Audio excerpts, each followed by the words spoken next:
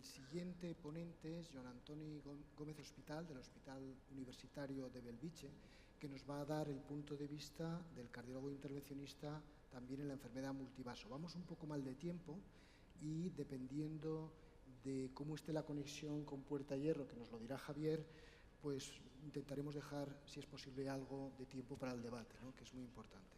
Joan Antón. Tuyo sí, ¿no? Pues en primer lugar, agradecer la invitación para poder hablar sobre este tema. Siempre hablar el último, uno pues puede tener el riesgo de pisarse con lo que han dicho los previos. Yo espero que en lugar de pisarnos, pues podamos ir incluso responder a algunas de las preguntas que nos han ido haciendo, ¿no? Por tanto, pues si podemos empezar, pues estos son mis conflictos de interés. Y yo creo que para tomar una decisión en casos en que el paciente presente una enfermedad multivaso, van a haber una serie de condicionantes que van a hacer que escojamos una vía u otra. Una va a ser la forma de presentación. No es lo mismo que un paciente con enfermedad multivaso se presente en shock, con un infarto con elevación del ST, o se presente con un síndrome coronario agudo sin elevación persistente, angina inestable.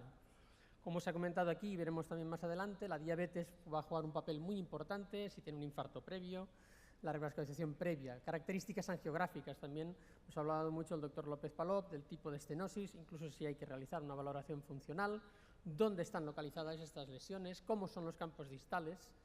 Y todo esto se podía resumir pues, en una serie de scores clínicos, como puede ser el Euroscore, tanto el 1 como el 2, o el STS, o en scores angiográficos como el Syntax Score, y como nos ha hablado también el doctor López Palop, de la mezcla de estos, cómo se van apareciendo actualmente, ¿no? Entonces, ¿qué nos dicen las guías de cómo hemos de actuar en estos pacientes? Pues las guías nos recomiendan que hay que tomar una decisión multidisciplinaria, pues dependiendo de la presentación que tenga el paciente.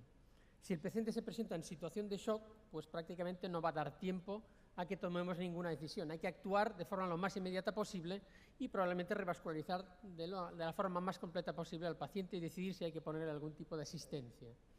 En casos de infarto con elevación del ST, pues también la decisión va a ser inmediata angioplastia y luego vamos a ver qué más tenemos que hacer si el paciente presenta enfermedad multivaso. Incluso las guías recomiendan que en el síndrome coronario agudo sin elevación del segmento ST la decisión prácticamente también ha de ser rápida y tomarla en menos de 24 horas. Yo aquí tendría las dudas de que realmente no siempre la tomamos tan rápidamente, podemos pararnos y plantearnos, ¿no? En caso de enfermedad coronaria estable deberíamos realizar una aproximación con una decisión multidisciplinaria, salvo en aquellos centros donde ya exista un protocolo de actuación.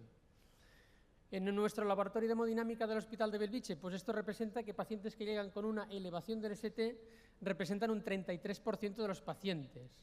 Un síndrome coronario agudo sin elevación del ST, 35%, enfermedad coronaria estable, 32%. O sea, se reparten un tercio para cada uno de los grupos. Vamos a ver qué hay que hacer en cada uno de ellos. En el infarto agudo con elevación del ST, pues han aparecido diferentes estudios aleatorizados analizando este problema e intentando dar la respuesta. Y la respuesta ha sido congruente en los tres estudios, tanto en el PRAMI, como en el CALPRIT, como en el DANAMI 3, pues con diferentes estrategias han visto que una revascularización lo más completa posible del paciente era beneficioso en términos del seguimiento de estos pacientes. Incluso se han presentado más metaanálisis que estudios aleatorizados hay. Es curioso, pero se han realizado incluso más metaanálisis. Y todos estos metaanálisis hoy en día lo que nos llevan a decir es que la revascularización completa es favorable a revascularizar solamente la lesión culpable.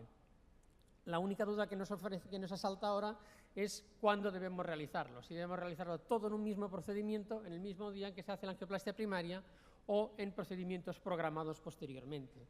Algún metaanálisis da unos resultados indiferentes, cualquiera de las dos cosas son buenas, pero parece que hay otros que favorecen claramente el realizar un procedimiento programado y no revascularizarlo todo en el mismo momento del infarto.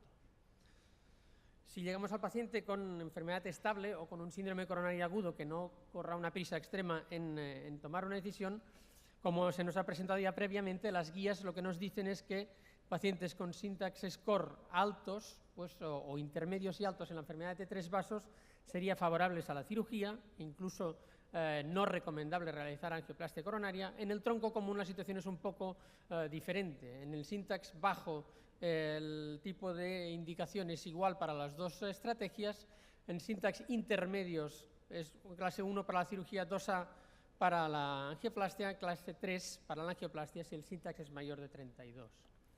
Pero posteriormente a estas guías se han presentado y publicado los datos de estos dos estudios recientemente. De hecho, aún están en objeto print porque se han presentado en el TCT recientemente. A pesar de que parezcan resultados contradictorios, yo creo que los dos resultados son congruentes. El Excel Trial aleatorizó 1.900 pacientes con enfermedad de tronco común y syntax no alto, es decir, syntax menor a 33. Se utilizó siempre el stent de Science, incluso la revascularización fue con arteria mamaria interna en el 98% de los casos, por tanto, una muy buena cirugía. El evento combinado de muerte, AVC o infarto agudo de miocardio no mostró diferencias a los 3 años de seguimiento. Por contra, el estudio Nobel lo que incluyó son 1.200 pacientes con lesión en el tronco común y cualquiera del syntax. No había límite en el syntax, por tanto, también tomaba los syntax altos con un riesgo alto, más de 33. El stent utilizado en este caso, incluso en un 11%, se utilizó un stent Drug-Eluting stent de primera generación y en el 89% restante fue el stent de Biomatrix. La arteria mamaria interna se utilizó en menos casos, en un 93%, y aquí en el endpoint incluyeron la revascularización en el seguimiento, y en este caso sí, el seguimiento a 5 años, la cirugía mostró ser superior a la angioplastia coronaria. Otro dato muy importante es la influencia de la diabetes, ya ha sido presentado previamente, el doctor Forteza también nos lo ha dicho.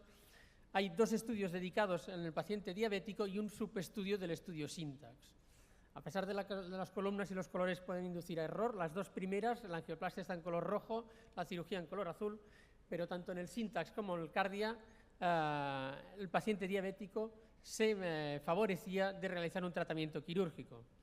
El Freedom Trial también nos lo ha presentado, pues claramente las barras están al revés por los colores y por el diseño, pero en principio también los pacientes diabéticos se benefician claramente de la revascularización quirúrgica, siendo el Freedom el único en que incluso se benefician en cuanto a mortalidad. Sea como fuere el tipo de revascularización que decidamos, yo creo que es muy importante realizar una revascularización lo más completa posible. Como nos ha comentado también antes el doctor López Palop, el Residual Syntax Score es aquel syntax que nos queda en el paciente una vez realizada la estrategia que hayamos realizado, ya sea cirugía, ya sea angioplastia. Podemos ver que un syntax mayor a 8, que es la línea morada en las 3 gráficas, es un factor pronóstico de mortalidad, sea cual fuere el syntax que presenta el paciente, en syntax bajos, intermedios o altos. Cuanto mayor es el syntax que presenta el paciente inicialmente, más es el poder que tiene para detectar mortalidad en el seguimiento. Por tanto, con todo esto, con todos estos datos, yo me atreví a realizar un algoritmo que es un poco lo que hacemos en nuestro laboratorio. Paciente que se presenta en situación de shock, hay pocas dudas, hay que hacer angioplastia inmediata, multivaso, de los vasos que veamos fáciles, tampoco hay por no hacer virguerías y oclusiones en pleno de un paciente con shock cardiogénico. Incluso habrá que plantearse qué tipo de soporte ventricular reponemos si el paciente está en situación de shock. Paciente con infarto agudo de miocardio y elevación persistente del ST, angioplastia inmediata de la lesión culpable y posteriormente programar la angioplastia para el resto de los vasos que sean factibles. Paciente con síndrome coronario agudo sin elevación del ST o enfermedad coronaria estable. Yo los pondría en este mismo saco porque la decisión raras veces es tan urgente como para tenerla que tomar ya. Y diferenciaría claramente si el paciente presenta una enfermedad del tronco común, en la cual aquí el factor decisivo va a ser la extensión y complejidad de las lesiones que presenta, por tanto, el syntax score. Yo creo que con todos los datos que tenemos hoy en día, un syntax score de menos de 32 en la angioplastia es un buen tratamiento para este paciente. Con syntax score de más de 33, el tratamiento de elección sería la cirugía si el riesgo quirúrgico que presenta el paciente es asumible.